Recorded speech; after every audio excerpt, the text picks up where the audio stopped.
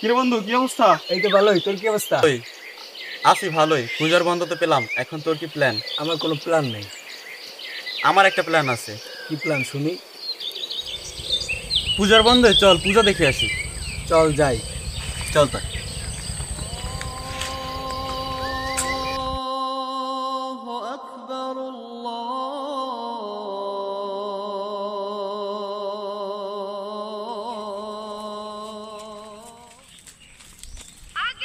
আসসালামু আলাইকুম রহমতুল্লাহ। ওয়ালাইকুম আসসালাম।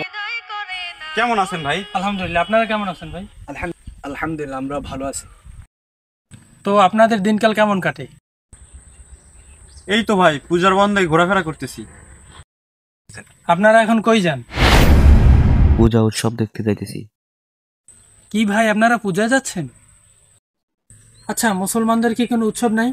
আছে তো, ঈদুল আজহা, ঈদুল ফিতর। আচ্ছা, আমাদের যে কোরবানির উৎসব, সেখানে কি হিন্দুরা আসে?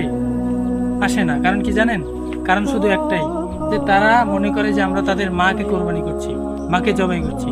আর আমরা মুসলমান হয়ে সেই হিন্দুদের পূজায় যাই। এটা কেমন করে হয়, যেখানে আল্লাহ তাআলার সাথে সরাসরি একদম প্রকাশ্যে শিরক করা হয়? আচ্ছা, তাহলে শিরিক সম্পর্কে আমাদেরকে কিছু বলেন। আল্লাহ রাব্বুল আলামিন পবিত্র কোরআনে শিরিক সম্পর্কে বলেন, লা তুশরিক বিল্লাহ, তোমরা শিরিক করো না। আর ইন্না শিরকা লাযুলমুন আযীম, শিরিক হচ্ছে মহা অন্যায়, মহা জুলুম। এজন্য আমাদেরকে শিরিক থেকে সবসময় বেঁচে থাকার চেষ্টা করতে হবে।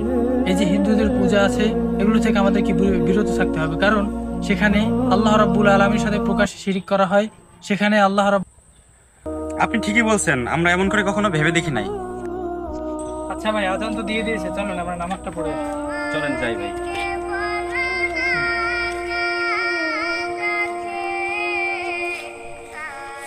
Yeah.